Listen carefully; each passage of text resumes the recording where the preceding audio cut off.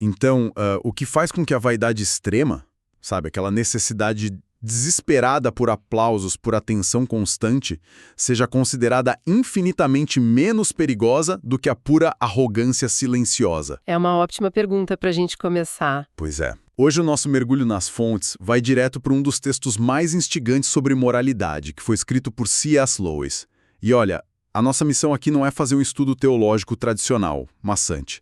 A gente quer investigar a mecânica de um conceito fascinante.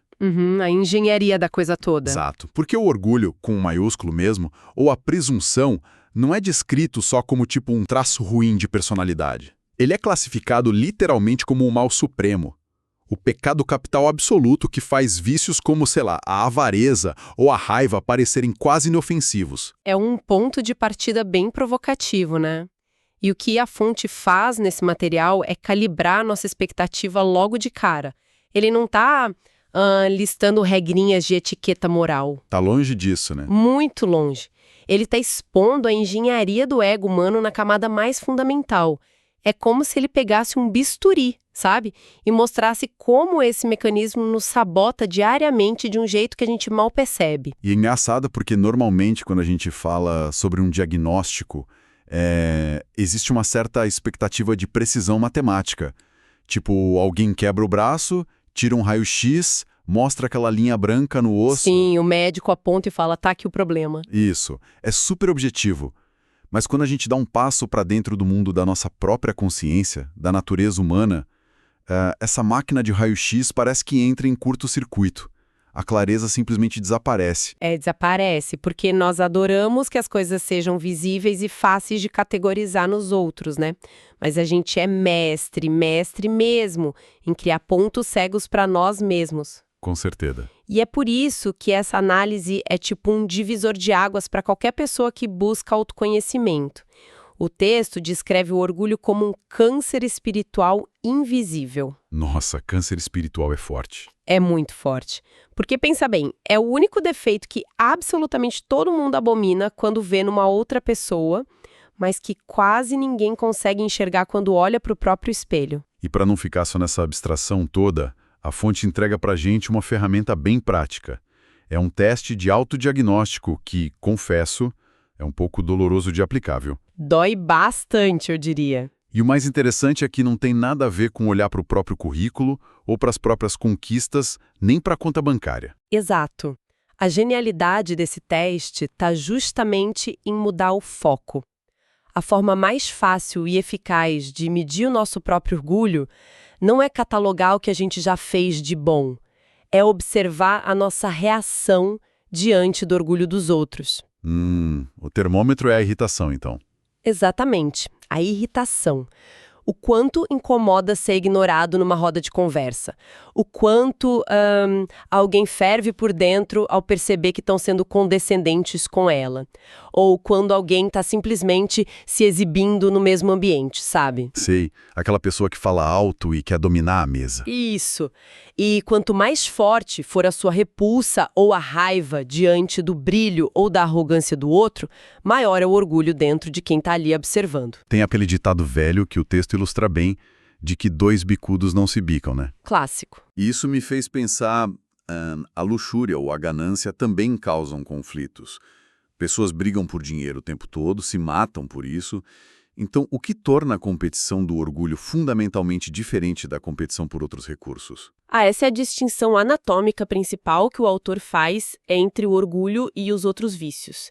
Se a gente pensar na ganância, a natureza da ganância é desejar ter alguma coisa. Dinheiro, posses, conforto, tipo isso. Exato, e a ganância só se torna competitiva por acidente, sabe? Caso o recurso ali seja escasso. Se tiver um banquete infinito, dois gulosos não precisam brigar por comida. É verdade, eles só sentam e comem até passar mal, né? Pois é, mas o orgulho, ele opera numa lógica que é completamente invertida. Ele não tem prazer nenhum em ter alguma coisa. O prazer do orgulho está única e exclusivamente em ter mais do que o outro. Espera, deixa eu ver se eu entendi a mecânica disso na prática. Vamos pensar num executivo que ganha lá seus R$ 50 mil por mês. Tá, em bom salário. Um ótimo salário. Aí ele descobre que o colega da sala do lado, fazendo o mesmíssimo trabalho, ganha 60 mil. Os 50 mil dele, de repente, parecem um lixo. Perdem todo o valor. E não é porque o dinheiro perdeu o poder de compra no mercado, mas porque o valor para ele estava na superioridade e não na utilidade da grana.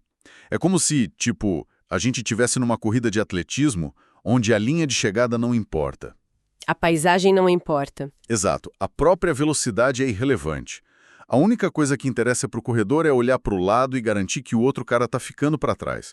O prazer não é a corrida, é olhar pelo retrovisor. Nossa, essa imagem do retrovisor é perfeita. Porque o que esse corredor busca não é a saúde da corrida, o prêmio final, sabe? Ele busca poder. Poder sobre o outro. Sim. A fonte argumenta que o orgulho busca o poder de se sentir superior e de manipular o ambiente para confirmar essa superioridade o tempo todo. Pensa tipo num tabuleiro de xadrez, onde a pessoa orgulhosa vê os outros não como indivíduos, mas como peões. Peões que estão ali só para proteger a posição do rei dela. Exatamente. Se você remover o elemento da comparação, tipo se de repente todo mundo ficar igual em inteligência, beleza ou riqueza, O orgulho perde a função. perde todo o combustível. Ele desaparece no mesmo instante, porque ele é puramente relacional. Mas, peraí, um pouco de competição não é meio que um motor do desenvolvimento humano? Tipo, se não fosse o desejo de ser o melhor, a gente não estaria morando em cavernas até hoje. Essa é uma dúvida que sempre surge. Onde que fica a linha entre querer melhorar de vida e ser devorado por esse câncer do orgulho? É uma excelente provocação. E o texto traça essa linha justamente na intenção por trás da ação. O desejo de criar uma ferramenta melhor para facilitar a vida ou de compor uma música belíssima pela pura alegria da arte, isso gera progresso real. Tá, o foco tá na obra, não no ego. Exato. O problema começa quando o objetivo deixa de ser fazer o melhor possível e passa a ser provar que eu sou melhor que o meu vizinho. A essência do orgulho, segundo Lewis, é a inimizade. Ele não é apenas competitivo, ele é a inimizade em pessoa. Caramba. E isso nos leva para o impacto real disso nas nossas relações, né? A fonte aponta que essa mentalidade tem sido a causa principal de miséria em todas as nações e famílias desde o começo do mundo. Em todas as escalas, do micro ao macro. Sim. E o contraste que ele faz com outros vícios é muito curioso. Pensa numa pessoa que bebe demais, por exemplo. Ela pode causar problemas, claro, mas ela ainda consegue sentar num bar, dar risada com os amigos, criar uma certa camaradagem ali. Tem uma conexão humana, né? Por mais falha que seja. Tem. O orgulho, por outro lado, ele gela o ambiente. Ele isola completamente. Isola porque a inimizade não tolera igualdade. O texto vai do micro ao macro para provar isso. No nível micro, ele descreve aquela figura da pessoa sedutora, linda e completamente fria, que vai espalhando tormento e destruindo corações por onde passa. A gente sempre conhece alguém assim, né? Pois é. E ela não faz isso por paixão ou por um instinto animal, mas pura e simplesmente para colecionar admiradores como se fossem troféus. O objetivo é só inflar o ego e ter a certeza de que tem poder sobre essas pessoas. E no nível macro? No nível macro, é a mesma exata raiz que motiva, sei lá, um líder político a invadir países vizinhos e expandir o império dele à custa de milhares de vidas. O motor é mesmíssimo, sabe? A inimizade e a necessidade doentia de se colocar acima. E a lógica do autor leva isso para uma consequência final extrema. A inimizade não é só com a humanidade, mas com o próprio divino. Ele os introduz uma espécie de, geometria espiritual que eu achei simplesmente brilhante. Ah, essa parte é fantástica. Ele diz que um homem orgulhoso está, por definição, passando a vida inteira olhando para as coisas e para as pessoas de cima para baixo. Ele está sempre ali medindo a distância entre ele e os que ele considera inferiores. E a consequência geométrica de passar a vida inteira olhando para baixo é que o pescoço trava nessa posição. Fica duro, né? Sim, torna-se fisicamente impossível enxergar o que está acima. O argumento é que, para uma mente consumida pelo orgulho, é impossível conhecer ou sequer conceber um Deus que é, por sua própria natureza, incomensuravelmente superior a tudo. O orgulho cria uma cegueira hermética, então. Uma cegueira total. Mas é aqui que a teoria esbarra num problema prático enorme para mim. Porque, assim, a história humana, o noticiário todo dia, tá cheio de figuras extremamente arrogantes, prepotentes, que sentem prazer em esmagar os outros, A gente vê isso o tempo todo. mas que, ao mesmo tempo, batem no peito para falar de Deus o dia inteiro. Como que ele resolve esse paradoxo? Como que alguém tão orgulhoso pode se considerar tão religioso se o orgulho teoricamente cega a pessoa para Deus? Esse é um dos pontos mais contundentes da análise dele. A resposta do texto é que essas pessoas não estão adorando o divino real. O mecanismo psicológico do nosso ego é muito mais astuto que isso. Então o que elas estão adorando? Elas estão adorando um Deus fantasma, uma entidade imaginária que elas mesmas fabricaram. Tipo um Deus que funciona como um espelho de aumento para o próprio ego delas. Perfeitamente colocado. É um ciclo de auto-engano e ele é sustentado por rituais.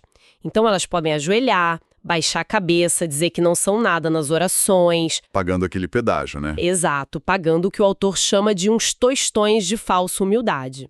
E a sociedade em volta olha e aplaude, acha linda a devoção. Mas, por dentro, Por dentro, na privacidade da própria mente, elas imaginam que esse Deus fantasma as aprova incondicionalmente, sabe? E as considera infinitamente melhores, mais puras e mais iluminadas que a massa comum da humanidade. É o orgulho usando a máscara da virtude mais elevada que existe. nossa, isso revela como esse vício é escorregadio, né? Ele é tipo um parasita que se adapta ao hospedeiro. E a fonte faz uma separação radical aqui. Ela divide os vícios humanos entre os vícios animais e os vícios puramente espirituais. Que é uma distinção crucial para a gente entender a letalidade do orgulho. Os vícios comuns, tipo a preguiça, a intemperança, a gula, eles vêm da nossa biologia mesmo. Da nossa natureza animal que dá uma saída do controle. Isso.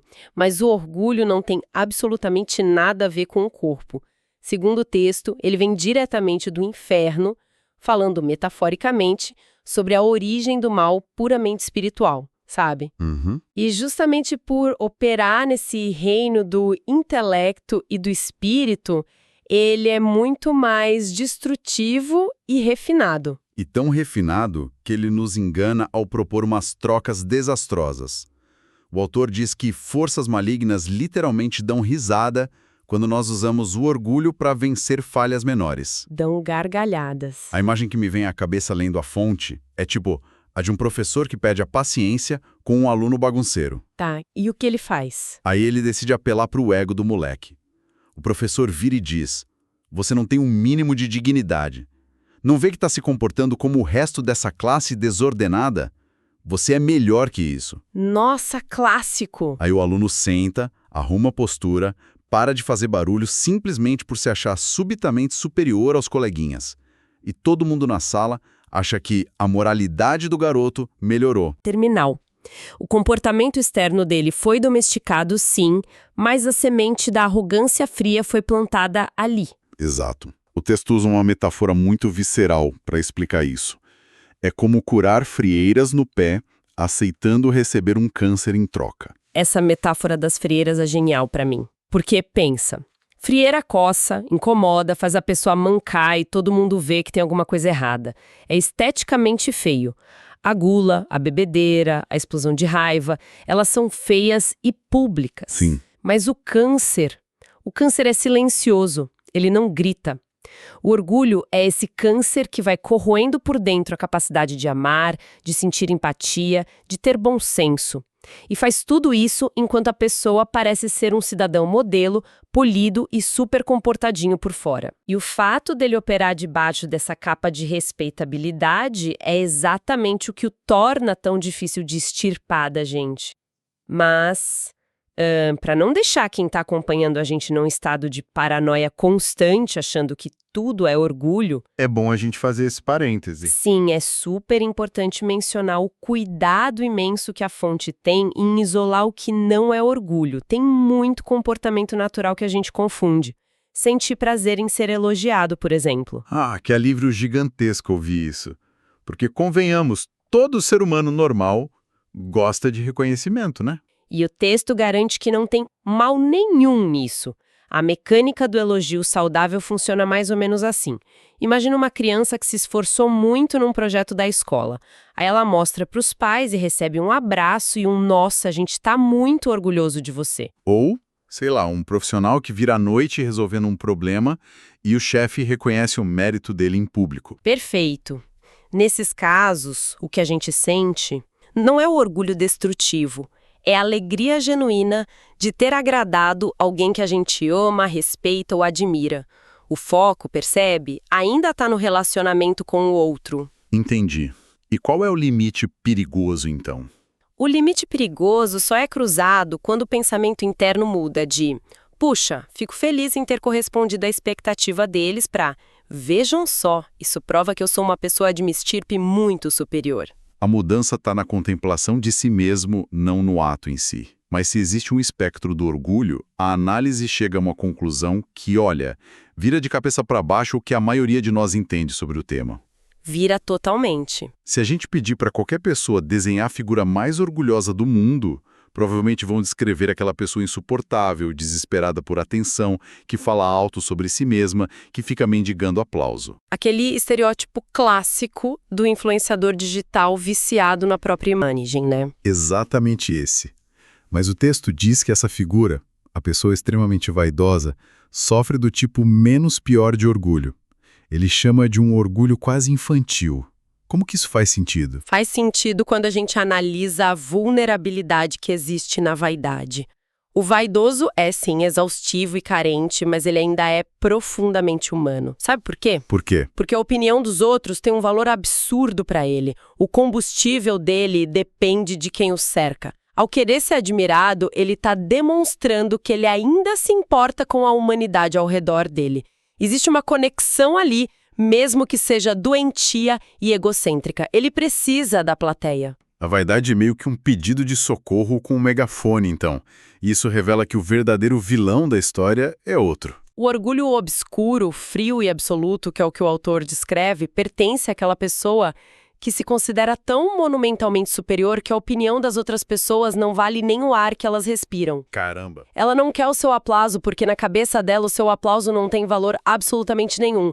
Ela olha para a plateia e não vê pessoas, ela vê formigas. O raciocínio interno é tipo: por que eu, um ser tão avançado, me importaria com o que essa ralé de intelectos inferiores pensa? Nossa, esse é o estágio do isolamento completo. É a recusa total de participar da família humana. Total. E o perigo máximo, conectando lá com a metáfora anterior, é tentar curar a irritante vaidade de alguém injetando nela essa dose de arrogância fria, né? É ensinar a pessoa a não ligar para o que os outros pensam, cultivando um desprezo pela humanidade. Mais uma vez, é trocar a frieira pelo câncer. É o pior dos cenários. Mas espera, a psicologia moderna hoje bate muito na tecla de que a gente não deve ser refém da opinião alheia. Construir limites saudáveis não é exatamente aprender a ignorar o que os outros pensam? Como que a gente diferencia a independência emocional dessa arrogância diabólica descrita por Lewis? A linha divisória aí está na empatia e no respeito. A independência emocional saudável significa que a sua paz interior não é destruída pelas críticas injustas, mas você ainda reconhece a dignidade e o valor de quem está falando. Você não anula o outro. Exato. Já a arrogância gelada do Lewis destrói não só o peso da crítica, mas a humanidade do crítico. O arrogante não é só impenetrável, ele é completamente indiferente à existência do outro ser humano. Fantástico. E se esse câncer invisível e escorregadio se disfarça até de independência emocional ou de virtude religiosa, como é que a gente escapa disso? A cura proposta pelo autor passa por uma desconstrução total do que a nossa cultura entende por humildade. Exatamente. Para curar o orgulho, a gente precisa entender a verdadeira humildade. E a primeira coisa que o texto derruba é a visão do porquê ela é necessária em primeiro lugar. Como assim? É que, historicamente, criou-se a narrativa de que o ser humano precisa ser humilde porque o seu orgulho ofende a dignidade de Deus. Como se o Criador do Universo fosse um monarca super vaidoso e inseguro sentado num trono, exigindo submissão e dizendo tipo, ei, saibam o seu lugar e curvem-se. O que é uma projeção muito humana, não é? O texto argumenta que a exigência da humildade é puramente para o benefício humano. Deus não quer que a gente seja humilde para afagar o ego dele. Ele quer isso para nos dar um alívio. Um alívio gigantesco. Porque viver com orgulho é exaustivo demais. Passar a vida inteira criando, projetando e defendendo uma imagem falsa de superioridade exige uma quantidade absurda de energia. O autor usa a figura de um homem perdido no deserto, né? A humildade não é a areia escaldante. A humildade é o copo de água gelada. Nossa, é muito isso. É o convite para tirar essa armadura de chumbo e parar de viver nesse estado constante de alerta e defesa. É o fim daquele teatro todo. E por causa desse mal-entendido sobre a natureza da humildade, a gente criou um retrato que é completamente distorcido do que é uma pessoa humilde de verdade. O estereótipo moderno é terrível. Nossa, e como é? A gente foi condicionado a achar que a figura humilde é aquela pessoa pedante, que anda de ombros caídos, que não consegue aceitar um elogio simples de jeito nenhum. Aquela que passa os dias dizendo, eu não sou nada, não tenho talento nenhum, meu trabalho não tem valor. A autodepreciação infinita. Mas a fonte dá um golpe fatal nessa ideia. A pessoa que passa o dia inteiro dizendo que é um lixo, adivinhem só, ela ainda está passando o dia inteiro pensando nela mesma. Exato. O foco continua 100% no próprio umbigo. É um orgulho invertido, percebe? O perfil traçado por Lewis da verdadeira pessoa humilde é libertador. Quando você esbarra em alguém verdadeiramente humilde, ela não vai parecer humilde nos termos que a gente usa hoje em dia. Ela vai parecer o quê, então? Ela provavelmente vai lhe parecer uma pessoa muito alegre, inteligente, curiosa e, principalmente, que vai prestar uma atenção profunda, genuína e total naquilo que você está falando. Porque ela esvaziou a sala da própria mente e agora tem espaço para o outro entrar. O oposto absoluto do orgulho não é a autodepreciação, então. O oposto do orgulho é o autoesquecimento. E isso é uma mudança de paradigma extraordinária. A pessoa simplesmente deixa de entrar num ambiente avaliando o que eles vão pensar da minha roupa, do meu intelecto, do meu cargo, e passa a pensar quem são essas pessoas e o que será que está acontecendo na vida delas. A engrenagem da inimizade competitiva simplesmente para de rodar. Para completamente. Olha, vamos fazer um breve retrospecto de como a gente chegou até aqui. Nós começamos desconstruindo a ilusão de que a vaidade barulhenta é o grande vilão, para descobrir que o orgulho real opera de forma silenciosa e comparativa. Ele não quer o que os outros têm. Ele quer ter mais para poder dominar. Exato. Vimos como essa necessidade cega a mente para qualquer coisa superior a ela mesma, inventando esses deuses fantasmas que só servem para validar o próprio ego. Dissecamos como é tentador tratar as falhas óbvias com doses letais de arrogância. Trocando frieiras por câncer. Isso. E finalmente percebemos que o alívio não está em se odiar, mas em se esquecer. E a fonte não nos abandona no campo da filosofia, né? Ela entrega um roteiro de saída prático. O primeiro passo, e talvez o mais doloroso e indispensável para adquirir qualquer traço de humildade, é ter a coragem de reconhecer a profundidade do nosso próprio orgulho. Não tem tratamento sem diagnóstico correto. Não tem. O teste de fogo que o autor deixa no final é super direto. Se ao acompanhar toda essa reflexão que a gente fez aqui, surgir na cabeça aquele pensamento de nossa, que bom que eu não tenho esse nível de prepotência. E aí complicou. Complicou. Porque isso é a confirmação absoluta de que o problema já assumiu o controle. É a velha máquina de raio-x apitando e mostrando exatamente onde está a fratura que a gente não queria ver. Mas olha, se a essência do orgulho é exigir que estejamos sempre exaustos, correndo naquela pista imaginária onde o único prêmio é a ilusão de que o outro ficou para trás, eu quero deixar uma provocação para quem acompanhou a gente até aqui. Manda ver. O que aconteceria se por um único dia, pelas próximas 24 horas, a gente tomasse a decisão consciente de abaixar as armas? Imagina o alívio. Se a gente abandonasse o personagem, rasgasse aquele currículo invisível que a gente carrega na testa para impressionar estranhos e parasse totalmente de comparar nossa trajetória com a de qualquer pessoa ao redor. Quem nós descobriríamos que realmente somos, debaixo de toda essa armadura, quando o alívio chegar e a gente perceber que não precisa mais de ninguém olhando para nos aplaudir e muito menos para nos invejar? Fica aí um desafio prático e profundo para a semana de quem está ouvindo a gente. Com certeza. Nos vemos no nosso próximo mergulho.